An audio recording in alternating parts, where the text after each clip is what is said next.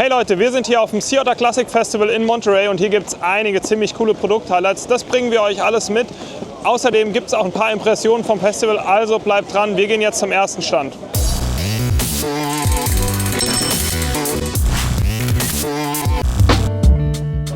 Wir sind hier am Stand von Fox und Fox teasert hier ganz geheim eine neue Federgabel an, nämlich eine neue Upside-Down-Federgabel. Erzählt wird dazu nicht wirklich was, aber man kann schon einiges sehen. Bis auf die Sticker, die Red und Prototyp zeigen, ist eigentlich ziemlich alles serienmäßig. Man hat natürlich Kashima-Tauchrohre, Fender, die vor Steinschlag schützen sollen. Was auffällig ist, ist hier eine 20 mm Steckachse verbaut ist, also nicht wie bei Endurobikes, sondern wie es aktuell bei Downhill-Bikes ist und früher bei Endurobikes. Die wird auch mit 2 Schrauben gekontert, also um da ein bisschen Steifigkeit reinzubringen. Was man auch gut sehen kann, ist hier haben wir eine Grip X2 Dämpfungskartusche mit einer High- und einer Low-Speed-Einstellung drin. Unten ist auch die ganz normale Rebound-Verstellklappe, wie man so bei Fox-Gabeln kennt. Was hier auch auffällig ist, wir haben hier unten den Versteller, nicht den Versteller, das Käppchen für die Luftkammer, also die Luftfeder scheint auf dem Kopf in der Gabel zu stehen. Ob man hier oben auch was verstellen kann, hier ist eine kleine Kappe. Eventuell kann man dazu noch eine Negativluftkammer füllen oder es gibt 2 Positivluftkammern. Das ist auf jeden Fall ziemlich interessant. Und sonst sieht die Gabel eigentlich ziemlich fertig aus, muss man ehrlicherweise sagen. Also ich würde mich nicht wundern, wenn es die demnächst dann auch im Handel geben würde. So, als nächstes habe ich den Dominik getroffen. Wir sind am Gates-Stand. Hey Dominik, was machst du hier am Gates-Stand? Wir zeigen unser Bike, natürlich mit der 100k Belted Purse, ein großes Ding dieses Jahr, und für uns mit dem neuen Team, mit Aeon Racing, sehen wir doch gute Chancen, da vielleicht was abzustauben. 100k Belted Purse heißt, der Erste, der einen World Cup gewinnt, bekommt $100.000? Genau, also der erste Elite-Athlet, der einen Weltcup gewinnt mit dem Riemenantrieb, kriegt den Bonus von 100.000, ja. Und da seid ihr heiß drauf, ja? Ja, natürlich. Und was ist das Besondere an eurem Bike jetzt hier? Also außer, dass es Riemen hat? Das komplette Bike ist CNC gefräst aus einem Block und natürlich Gearbox, wenn du ein Belt drauf hast. Und somit reduzieren wir die ungefederte Masse und bringen das Gewicht ins Zentrum des Bikes. Und dann im Generellen, wir haben noch die Carbon Inlets hier beim Bike, mit dem können wir die Steifigkeit und den Flex pro Athlet steuern. Jetzt zum Beispiel die Monika ist eine sehr leichte Athletin.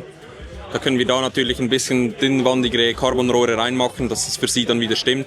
Wobei Sam Reynolds auf der Freeride-Seite natürlich gerne steifere Bikes hat, dass wenn er seine Flips und Tricks macht, dass es dann auch funktioniert. Alles klar, du bist jetzt das zweite Mal auf dem Sea Otter, hast du gesagt. Ja.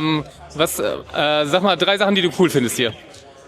Zum einen die Atmosphäre, gerade Industrieleute und alles. Es ist ganz ein anderer Vibe wie an Eurobike zum Beispiel. Alle sind richtig motiviert, es ist draußen und man sieht coole, innovative Sachen früher im Jahr, die man vielleicht an der Eurobike untergehen würden. Und dann, es ist Kalifornien, oder?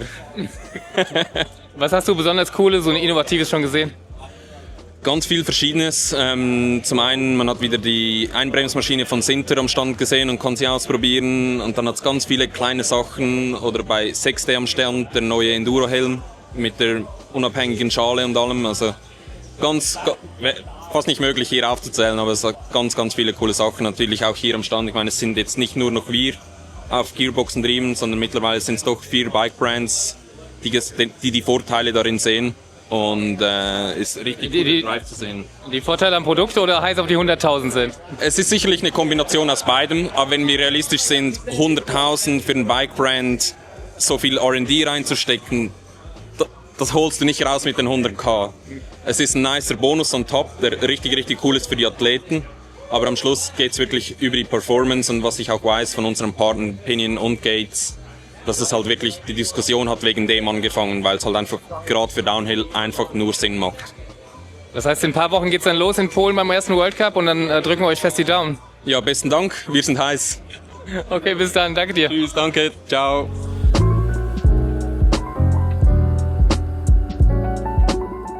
Wir sind hier am Stand von Praxis und hier gibt es was ziemlich Interessantes. Die haben nämlich einen Getriebeprototypen vorgestellt. Das Ganze funktioniert im Prinzip ziemlich einfach. Das hier ist das Ding. Wenn man jetzt runterschaltet, klappen sich hier diese Segmente, also Ritzel, zurück und man ist auf einem kleineren Gang. Schaltest du hoch, klappen die sich wieder vor. Es gibt das Ding in dem Getriebe zweimal und dann noch gespiegelt, also hat man aktuell insgesamt 8 Gänge zur Verfügung, soll richtig gut funktionieren. Die sind sich noch nicht ganz sicher, was sie jetzt genau damit als erstes bringen, aber der Plan ist auf jeden Fall, dass es ein Downhill-Getriebe mit 8 Gängen geben soll. Außerdem wollen sie das Ganze noch mit einem E-Bike-Motor kombinieren, also Getriebe und Motor im einen, so wie es jetzt bei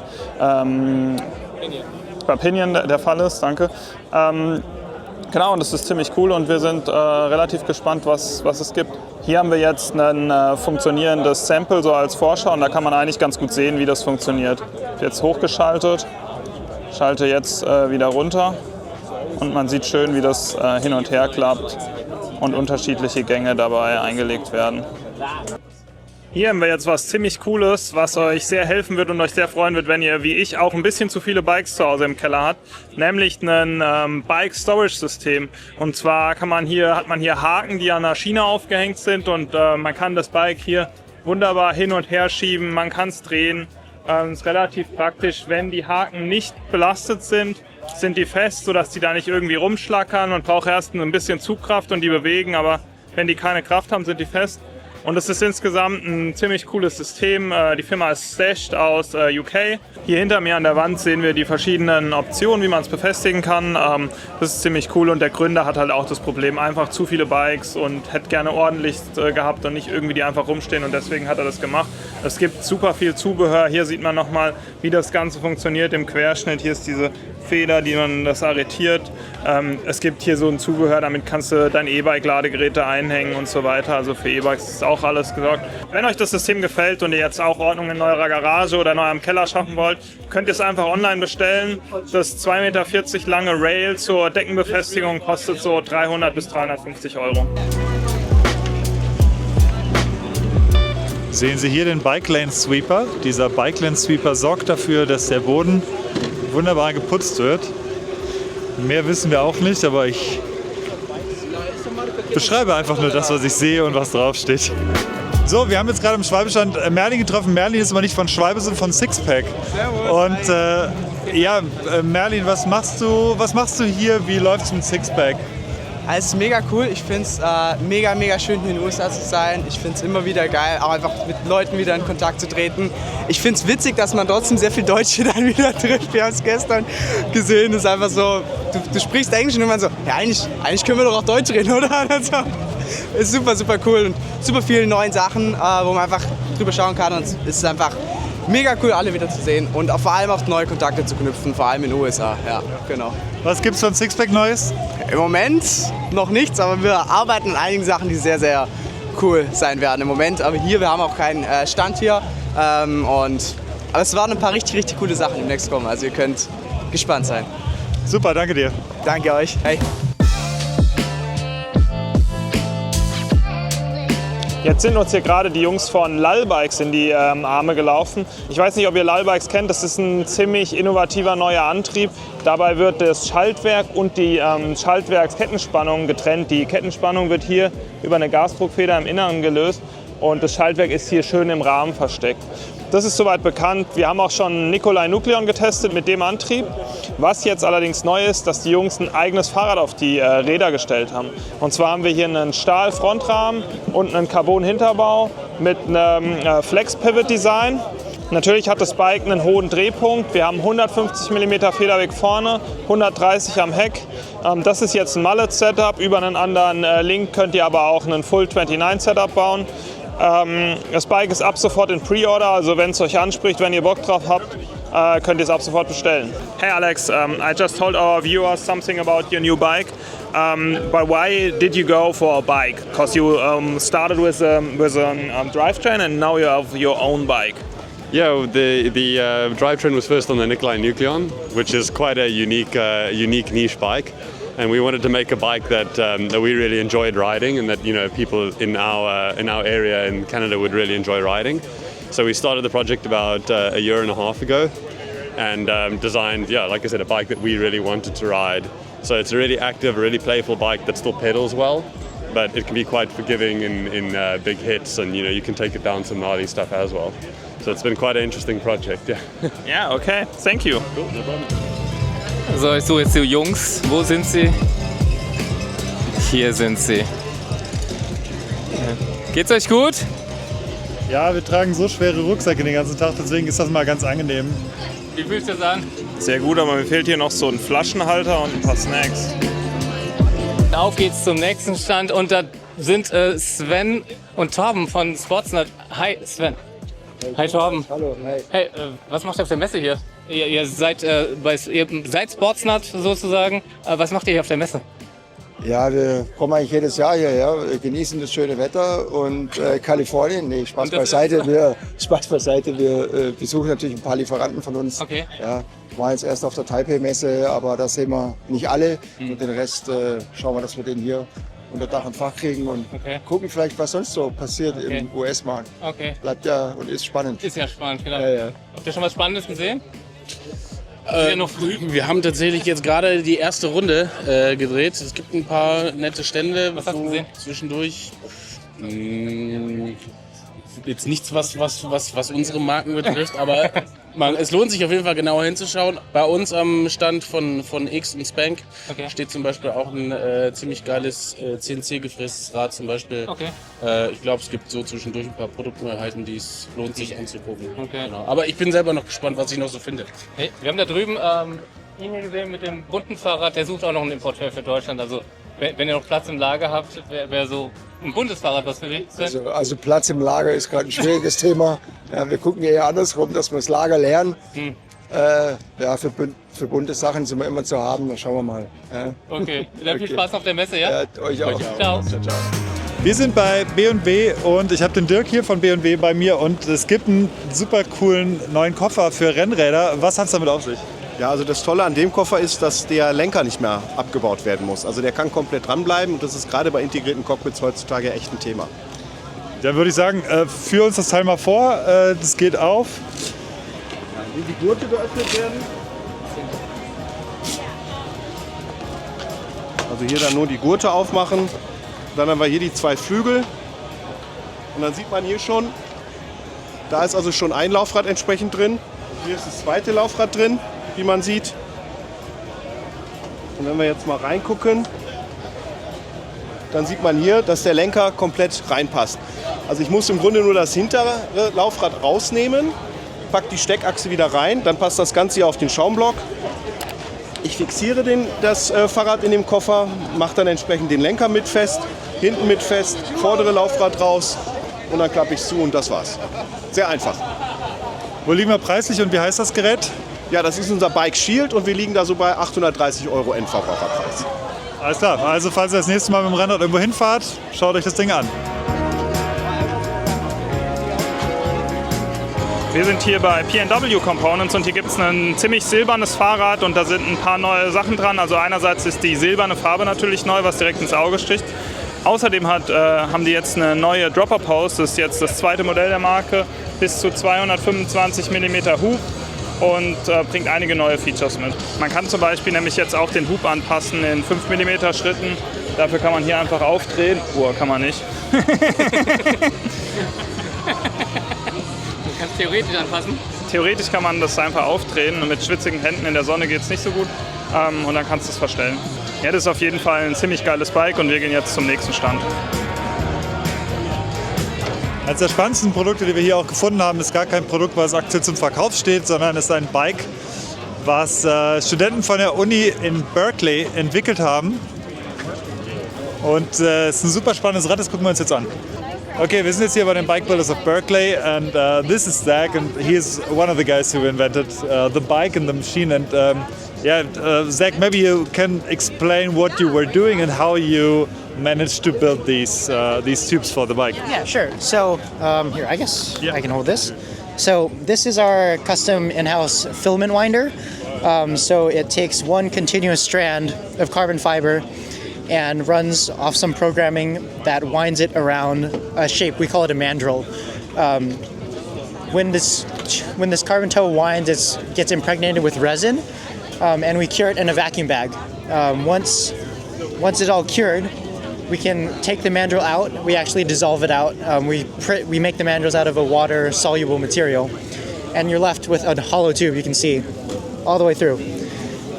So after this, we take the tubes and we insert them into metal 3D printed parts.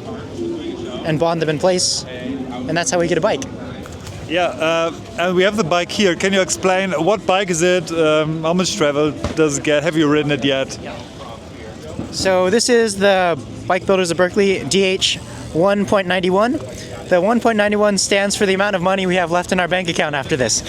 So cutting it very close. It's a downhill bike, 200 millimeters of travel front and rear. It's been very gently ridden. I've ridden it, to exhibitor parking and back. Hasn't been seriously sent down a hill yet. We have a couple things that we'd like to clean up before, really testing it, but that'll happen within these next couple weeks. Last question, what are your plans for the project after this? Have you planned to build more bikes, or what is it? Our end goal for this whole type of thing is we're trying to get a collegiate bike building competition going.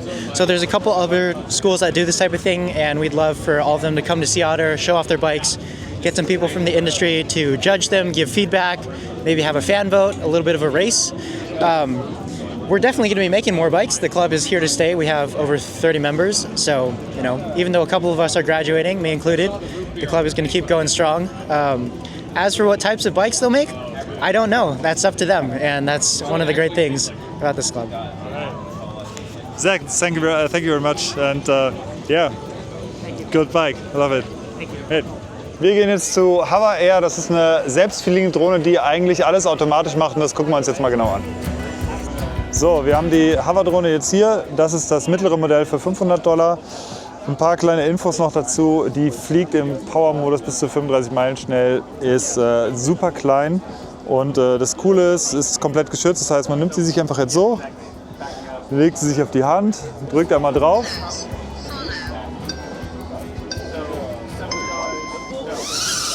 So, und jetzt folgt die mal eigentlich überall hin. Aber wenn ich runtergehe oder wieder hoch, kann auch so ein bisschen rumgehen dabei. Man kann auch den Ton von der Kamera bzw. vom Handy gleichzeitig aufnehmen und die Propellergeräusche werden überdeckt. Und wenn man sie wieder loslassen will, dann nimmt man sie einfach auf die Hand und macht sie wieder zu. Und das war's von der Hover-Drohne. Jo, wir sind jetzt hier gerade lang gelaufen und hier ist ein fettes Airbag aufgebaut und der Hannes wird jetzt gleich da drüber springen.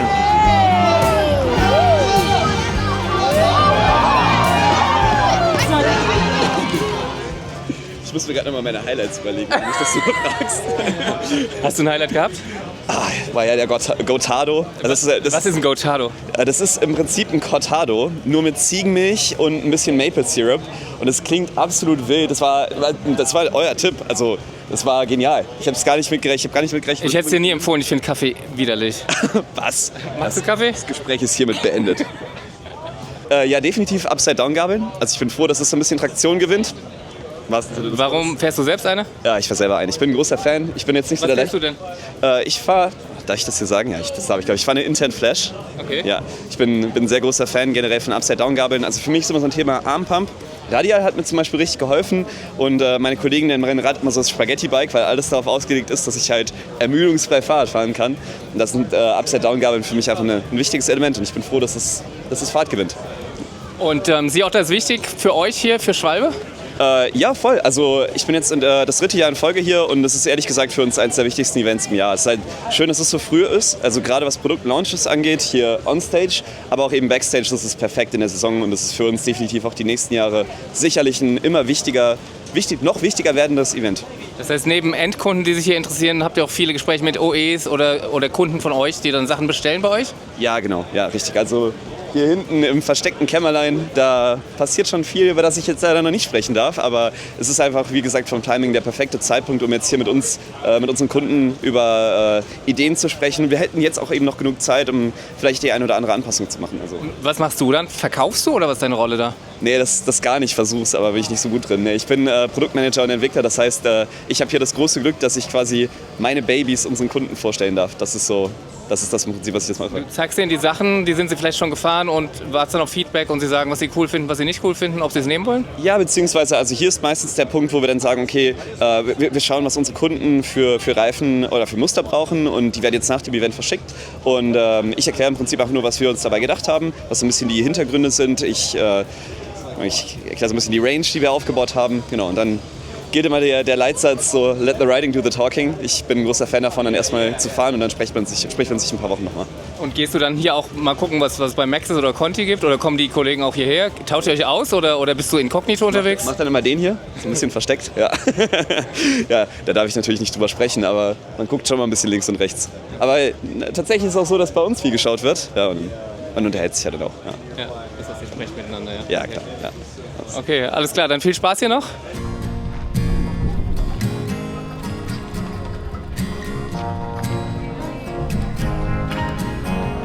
So, wir sind jetzt hier am Stand von Forbidden und wir haben hier ein absolutes Highlight der Show, nämlich das neue Forbidden E-Druid.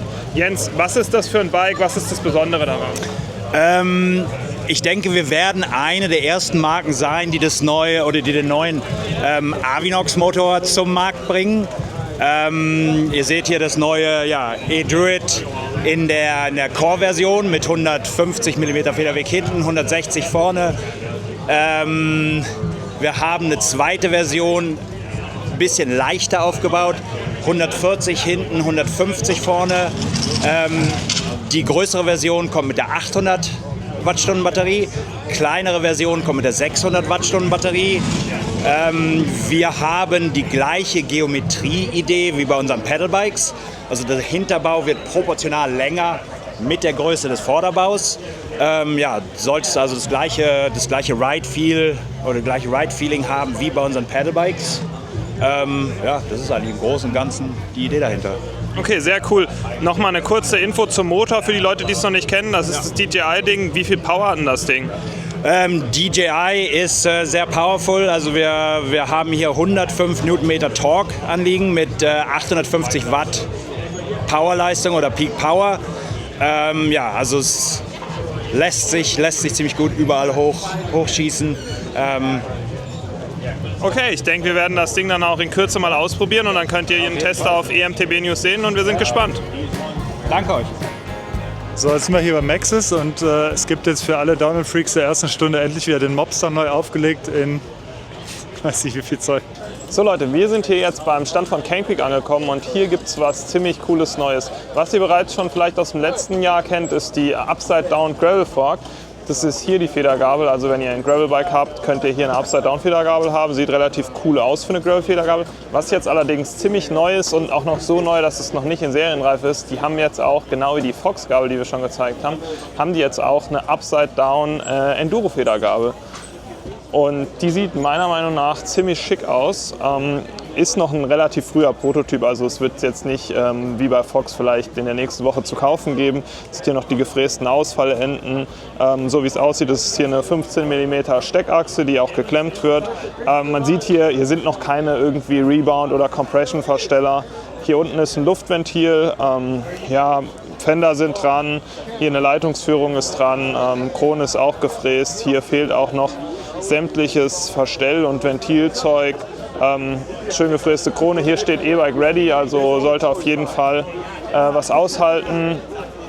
Das hier könnten vielleicht auch so Pressure Relief Valves sein, um halt Überdruck im Casting entgegenzuwirken. Genau, und sonst, wie ihr seht, keine Ahnung, 170, 180 mm Federweg schätze ich mal. Genau, und das ist das Ding in Word. Jo, wir haben hier jetzt noch den David von Propane getroffen. David, was macht ihr denn hier am Sea Otter? Ihr habt keinen Stand diesmal, aber was macht man denn hier so? Genau, wir haben keinen Stand. Wir konzentrieren uns auf P&W dieses Jahr, aber wir sind hier beim Networken. Also wir treffen Leute wie euch, schauen uns auch ein bisschen was an. Es ist sehr interessant. Es ist, glaube ich, echt ein wichtiger Spot hier zu sein. Ja. Okay, also würdest du sagen, das Sea Otter ist so das Ding, wo man hingehen muss für Mountainbike? Absolut. Und um ehrlich zu sein, bereue ich es gerade ein bisschen, dass wir keinen Stand haben hier. Aber ja. Also dürfen wir uns nächstes Jahr darauf freuen, dass ihr wieder einen Stand haben werdet? Ich gehe mal fest davon aus, ja. Okay, perfekt.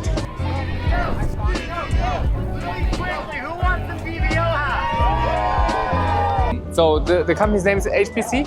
High Power Cycles. High Power Cycles, yeah. So we've been, we're one of the oldest e-bike brands. Been doing this 17 years now. And this is our first fully developed, made in the USA bike, the Revolution, which is all aluminum carbon fiber. And what we're known for is higher power. So this bike is designed as a Class 2 in a Class 2 mode, but you're able to unlock it in off-road mode. And its specs are pretty crazy. So it has up to 10,000 watts of power and some pretty crazy top speeds. Can you give me an idea what the top speed might be? So yeah, we can say 70 plus miles per hour. So it would be perfect for the German Autobahn then. Oh yeah, I'm sure you can take it there. Yeah. And this wheel motor, the rear wheel motor, has so much power then? Yeah, so we get these custom hub motors made. They're air-cooled custom hub motors that we do our own windings, our own laminations, all that stuff. So this particular bike has a high-speed winding, so it's good for, you know, higher speed if you want to do higher speed. We also have the ability to get a higher torque winding, so if you want to do more climbing, it'd be more efficient to climb that way. Okay, what about the battery? How big is it? So battery, we also design and develop batteries. So in this particular chassis, you can do up to a 2,400 watt hour battery. And you know, we have the ability to design anywhere from a 900 watt hour up to a 2,400 watt hour, changing the cells and, you know, the BMS we use and all that, depending on the power level you choose. People buy it directly, so are you direct to customer, or how does it work here? Yeah, so we do have a few dealers around, and we also do customer direct. So a lot of the places that we do international shipping, expensive because of hazmat stuff, but we can do international shipping too.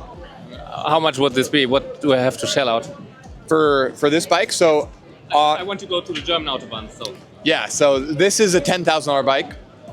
And then it just depends on your upgrade package. You have a pro package that has better components, bigger brakes, better wheels, all that. It's just, you can spec it out on the website and we build to order. So you get exactly what you want. Okay, super interesting. Thank you. Yeah, you got it. Bye. So, wir sind jetzt auf dem Weg zu Zink Bikes und Cam Zink ist auch da und den werden wir jetzt mal fragen, was er mit seiner neuen Firma, die wir bei der Rampage schon ein bisschen gesehen haben, die Räder, eigentlich vorhat. We're here with Cam Zink, freeride legend, of course you know him, and yeah, you started Zink Bikes, so we saw these bikes on the Rampage last year. What it's all about, can you tell us more? It's kind of the same reason why I started Sensus years ago, over 10 years ago. As I just wasn't finding the perfect grip that I wanted, and like I could make a grip, and then that's the only one that I still run. And with bikes, everything is going in a certain direction, higher pivots and longer bikes and bigger bikes, and I just wasn't getting the bike that I wanted. And even when I was on DaVinci, I was running one of their older bikes, and I took it upon myself to make it. Now I have legitimately my favorite downhill bike and trail bike.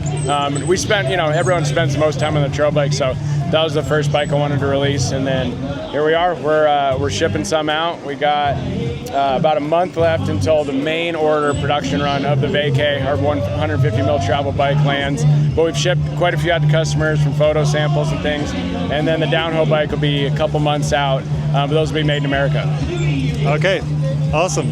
Thank you very much for the info. And yeah, one last question. Are you at Rampage this year? This is the first year ever to where I'm on the fence. Okay. People are always like, oh, he's done. But I'm like, no, 100% I'm doing it. This is the first year. I'm like, depending on the site they choose, because it's, you know, if they go back to that same one, no, but we need a new venue. So depending on the venue they go to, I'm kind of 50-50 right now. Okay, looking forward to it. Thank you very much. Yeah, check out this thing real quick. So yeah, everyone thinks it's a paint job, but it is painting from one of my friends who's an esteemed artist.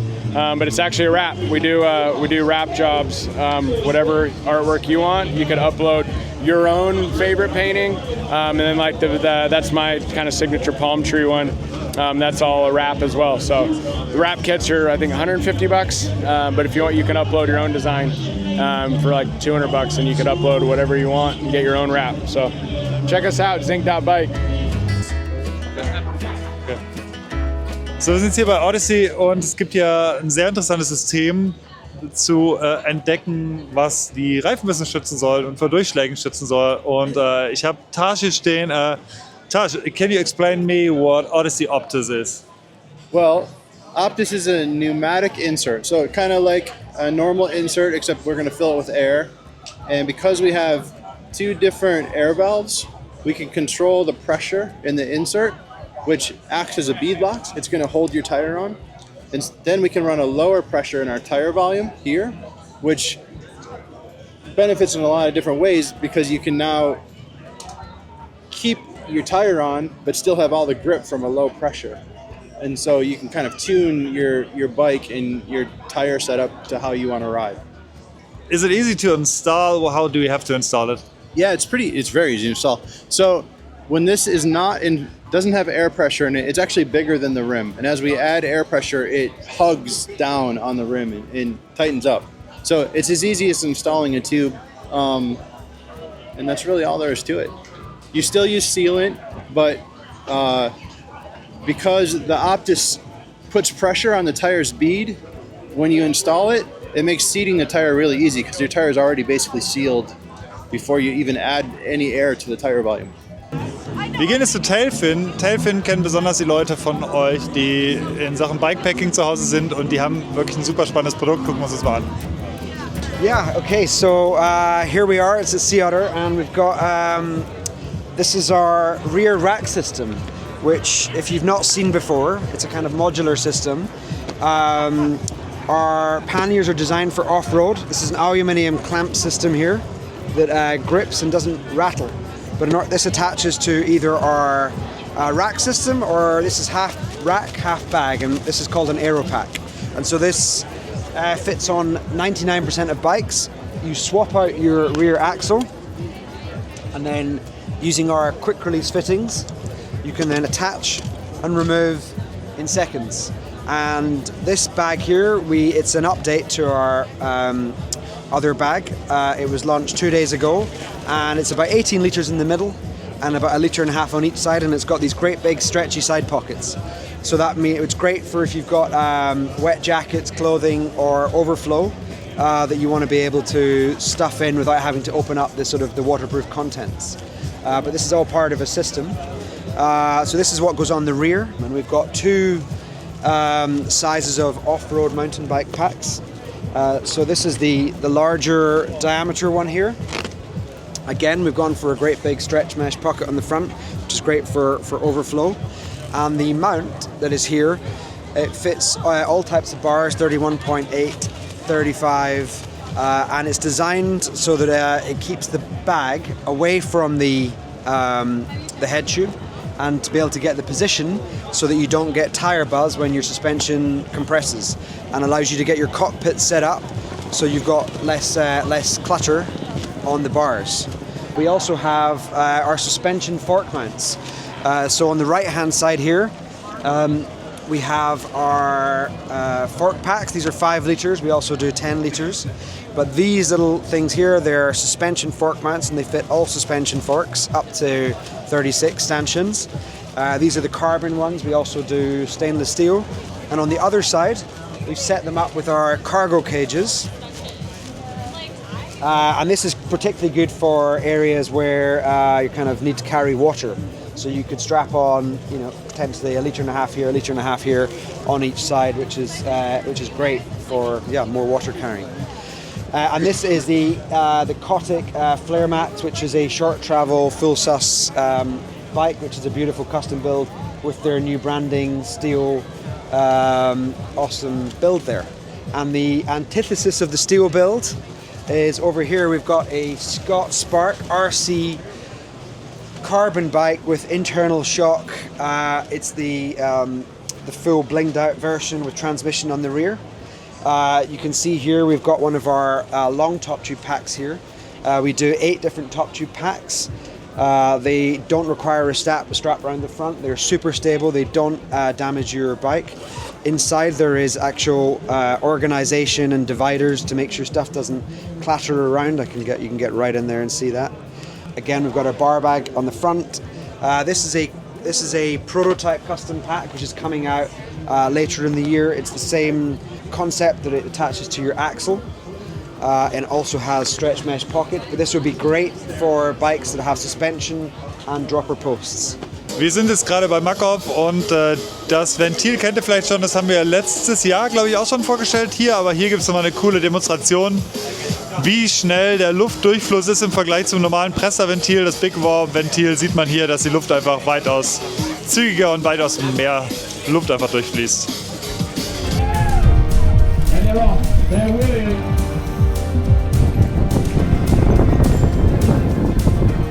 Das war's vom Sea Otter Classic 2025. Wir gucken uns noch ein bisschen die Dual-Slalom-Fahrer an. Wie immer das Highlight zum Abschluss von uns. Wir hoffen, ihr hattet Spaß an unserer Berichterstattung. Abonniert unseren Kanal, lasst ein Like da, kommentiert und schickt uns DMs, wenn ihr noch irgendwas Besonderes wissen wollt. Wir sind raus, macht's gut, ciao.